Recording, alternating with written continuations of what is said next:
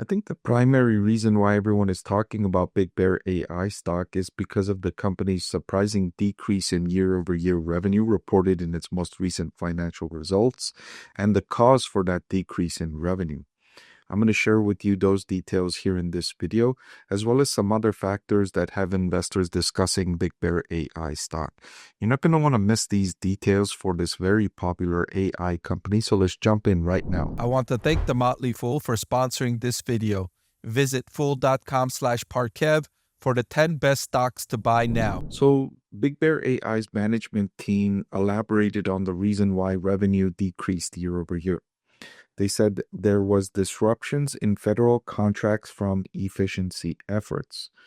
Remember to begin 2025? Well, not to begin 2025, but when President Donald Trump first took office, one of the first initiatives was to partner with Elon Musk and create the Department of Government Efficiency to seek out and eliminate wasteful spending inside the government.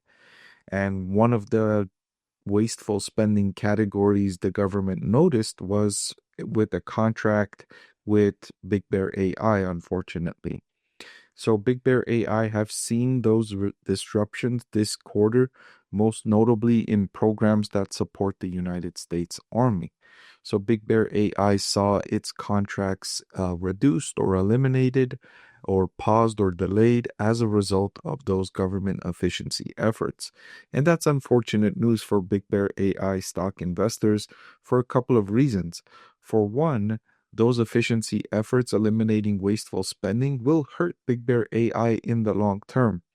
The government has historically been a lavish spender on its contracts, on its spending, on purchases, and it's not as prudent as a business owner might be when they're spending money, right? If you're a business owner and you notice your revenues declining and you notice some difficulties in your business, you may control costs, you may cut hiring, you may do certain things to respond to the changing economic environment.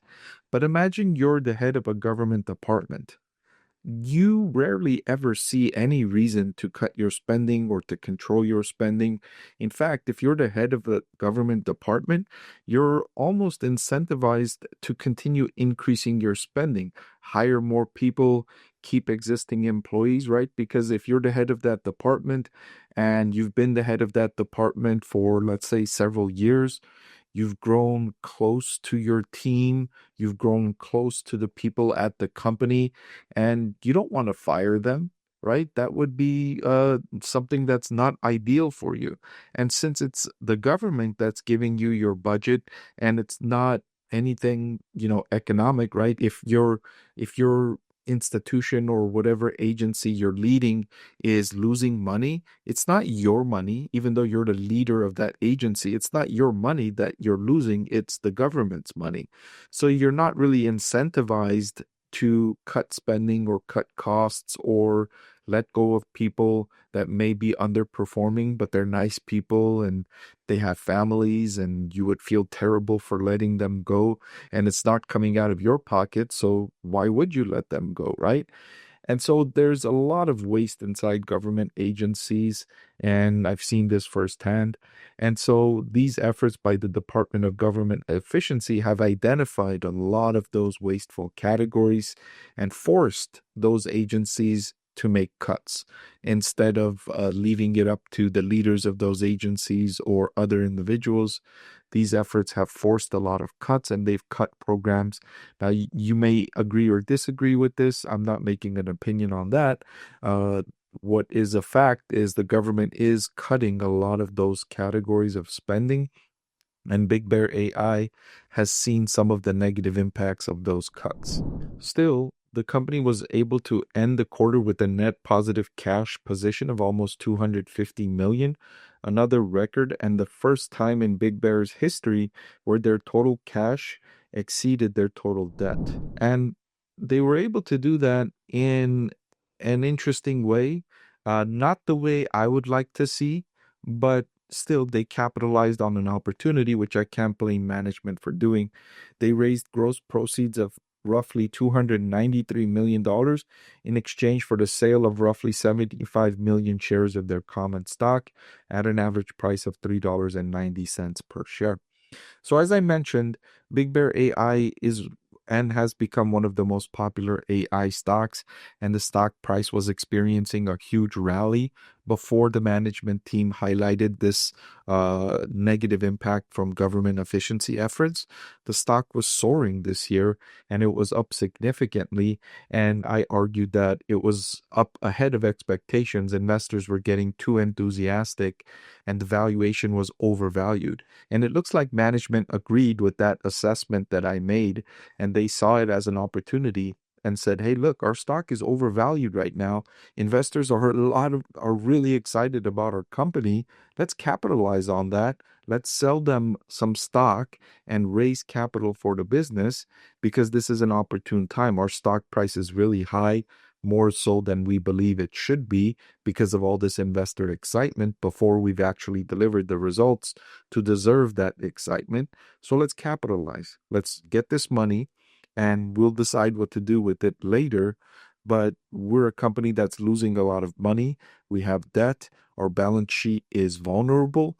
And after we report these results, it's likely that investors are not going to be as excited as they were earlier. And so let's go ahead and capitalize on an uncertain environment and let's raise money by selling stock." And that's precisely what they did.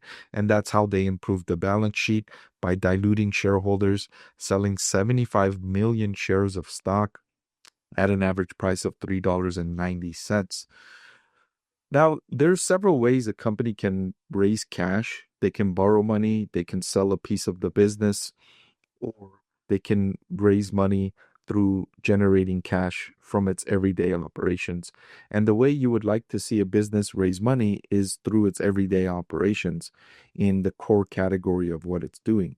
Because all of those other sources of raising cash, like borrowing money or selling a piece of the business or selling some of your assets, those are unsustainable in the long run, and those are not adding value to shareholders.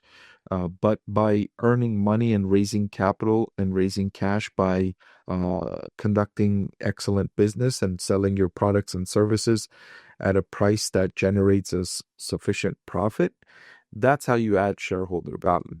So these types of situations are one-off situations where they can improve the balance sheet by selling additional shares, but this isn't a persistent source of capital for a business, and this is not adding value to shareholders. In fact, it's diluting shareholders, and it's even worse when a company that's historically been a poor allocator of capital, which I wouldn't call BigBear.ai a poor allocator of capital, but I certainly wouldn't call them a good allocator of capital, considering how many goodwill impairments they had to take from previous investments and considering the struggles they faced as a publicly traded company. So they haven't yet proven themselves as effective stewards of capital.